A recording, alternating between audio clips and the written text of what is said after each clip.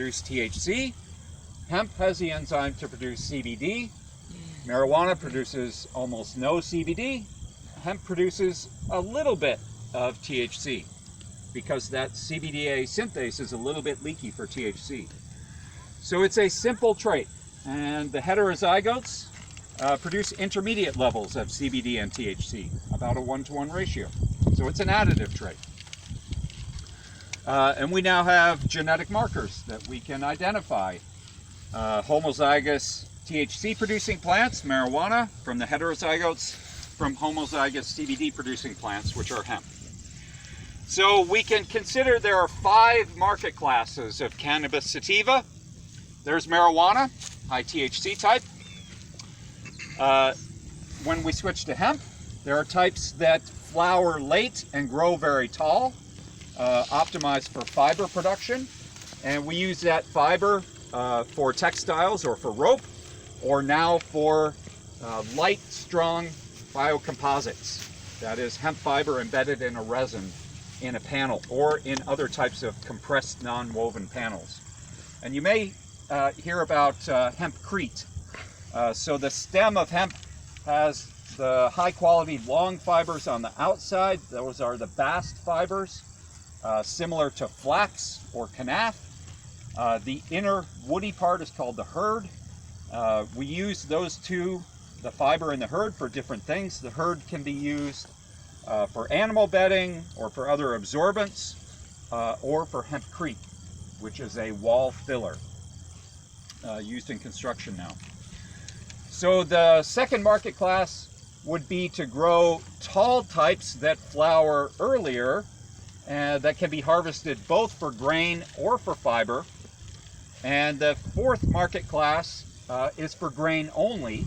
Those tend to grow shorter, so you've basically given up on the fiber, but are growing a shorter plant that's very easy to combine.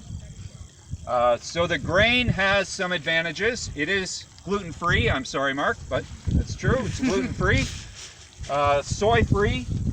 Has both high oil and high protein. And the oil is a very healthy substitute for fish oil because it's high in omega-6 and omega-3 fatty acids. So for those people who are switching to a vegan diet, hemp is a good replacement for fish oil to capture those fatty acids. So it's a very tasty, healthy culinary oil. And then after you press the grain for the oil, you get a high protein press cake. That press cake is more than 50% protein. And again, there's a big market demand right now for plant proteins for Impossible burgers and high protein nutritional shakes and things like that. So we see hemp, big opportunities to grow hemp to meet that plant protein market, but it will also be a very good animal feed.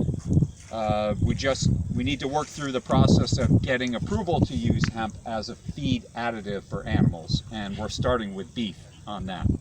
But again, there's good initial results that hemp is a very beneficial animal feed for poultry and beef. So the fifth market class then is hemp for cannabidiol, CBD hemp. And in the US, that CBD market has exploded.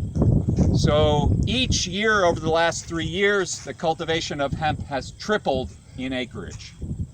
Right, so that's pretty remarkable. When you think about what are the emerging crops in our country, you think about hops or cider apples. How much have they increased in acreage? Well, hemp has tripled each year for the last 3 years, and it will again this year. So when we started in 2017, I think there were 8,000 acres of hemp, and this year, probably somewhere between 350 and 400,000 acres of hemp across the country. And the vast majority of that, 90 to 95% of that, is for CBD. So I just want to stop here and pause because I know we have quite a diversity in this group of folks from different countries. So I'm curious, maybe you could give me a little summary of whether marijuana or hemp are legal to grow as a crop in your country. No.